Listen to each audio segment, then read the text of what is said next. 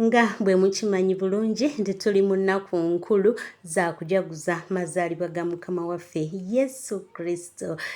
Atunanga agenda zaalibwa very soon, omwana wa Katonda omulamu.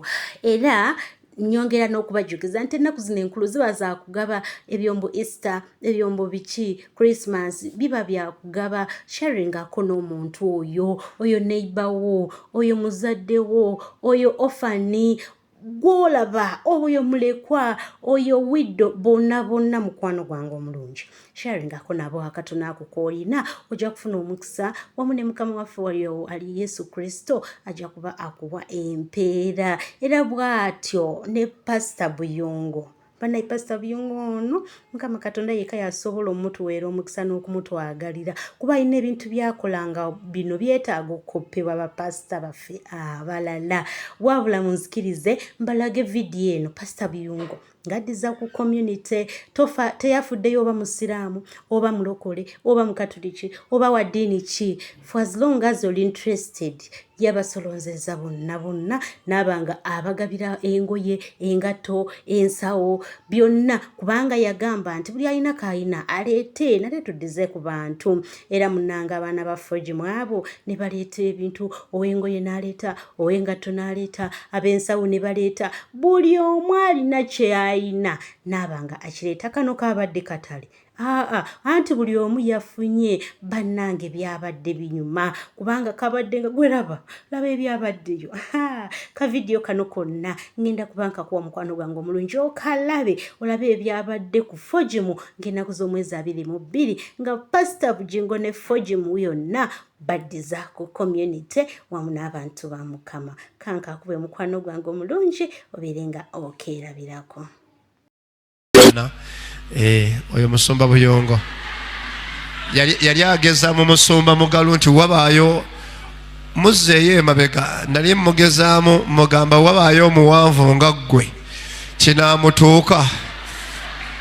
Yeebazibwe Yesu. Kale twebaza Mukama ku lw'ekisa kye ekirungi nti byali birungi nnyo. Olunaku olwo lwali lw'amaanyi, abantu bangi Mukama yeebazibwe, abantu bangi baafuna. Twebaza Katonda abo be bantu akuba kayita katale ka wano buno obuweereza bwe buyina akatale ako kokka. Katale konna ng'onoonya akatale k'omu kkanisa kali wano buli mwaka ne bagabana awo we bali, oba balokole oba si balokole. Yesu agabudde. Yesu akoze atya? Agabudde. Bantu basanyuka batwala, ate bwe baamala okutwala be basanga mu kkuba ate ne mu kibinja ne kiserengeta emisinde kiki ekiri eyo. Mukama yeebazibwe. Kale twebaza olw'omulimu omulungi ogw'obuweereza buno. Abo be bantu ba Mukama. Toddusa nnyo sipiidi mwana wange. Be bantu ba Mukama, ke katale ako. Tunatuuka mu lutikko tulina obijjukiza ebyo byonna, tubikwata tujjukize gye tuvudde ne gye tutuuka mu linnya lya Mukama waffe Yesu. Kati buli akyuka n'atunulira sikuriini yeeri, Mukama akubanja sikuriini yeeno. Haleluya. Buli anyodde ensingo yenna, Mukama akubanja eyeeno. Haleluya. Naye twebaza Katonda tagenda tuleka kyekimu. Gamba ye Mukama togenda tuleka kyekimu. Kyogere n'amaanyi, gamba ye Mukama togenda tuleka kyekimu. Mu mazaalibwa gaffe nga tugatuuseemu nga watuzaalirwa, tetugenda kusigala kyekimu mu linnya lya Yesu. Kubirako Yesu affe engalo ez'amaanyi. Kubirako Yesu affe engalo ez'amaanyi. Kubirako Yesu affe engalo ez'amaanyi. Awo baabo bakola batya? Bafuluma beetikka. Buli omu ayina omugugu gwe. Mukama yeebazibwe. Si basajja. Yesu akoze atya? Yesu akoze atya? Yesu akoze atya? Kale neŋŋamba nti Mukama awa omukisa abali wabweru, abali wano, abaakwata kye wakwata. Ne weeba sikaati ne weebera blouse, Mukama akuwa omukisa ogw'amaanyi. Ate eyo mukwano gwange omulungi nga tuvuddeyo nenkuza eno emutundwe mutundwe Christian Fellowship wa Daddy Tom Mugerwa wamune Mami Justin Mugerwa. Jukira nti wano yabadde alaga abasumba bonna ab'emutundwe era nga wano yamaze obbanjulira abantu bw'atyo ye Mami Justin wamu n'abasumba abo bonna nabanga batandika okuziniramu abantu ne bazinira ekisibo ng'eno we bakyagaliza ennaku ennungi ez'emirembe era ne basaba ne Mukama azibayiseemu bulungi naye kkiriza mukuwe naye oberenga omulabako wamu n'abasumba kye baakoze.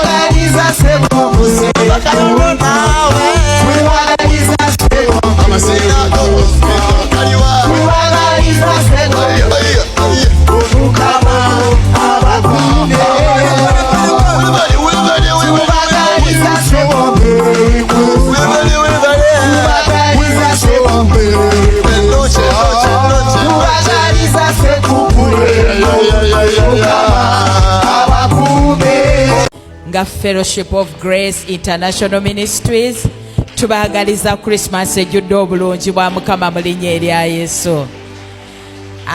Abasumba babagaliza Christmas ennungi. Ba ushers babagaliza Christmas ennungi. Abayimbi babagaliza Christmas ennungi. Mami Babula bagaliza Christmas ejjudde obulungi bwa Mukama. Program yaffe ya Christmas tugenda kubeerawo mu kifo kino. Tulina service za mirundi ebiri. Waliyo abakeera ku makya balabe ku mwana eyazaaliddwa nga tebanda bakola kintu kyonna ne bagamba nasanyuke bangamba tugende mu nyumba ya Mukama. Bo ne badduka mbiro nagabira bino ajja bikola nga amaze kuva mu nyumba ya Mukama. Nga Kristo amaze kuzaalibwa mu nze saawezi ketonye kagwake kabugana okutya bujja kutya saawezi tujja kuba twatuuse dda wano paka saawa 4 oddeyo ofumbirwa ab'ewakaabo nga Yesu yamaze dda okuzaalibwa wenna ovulugira mu Yesu.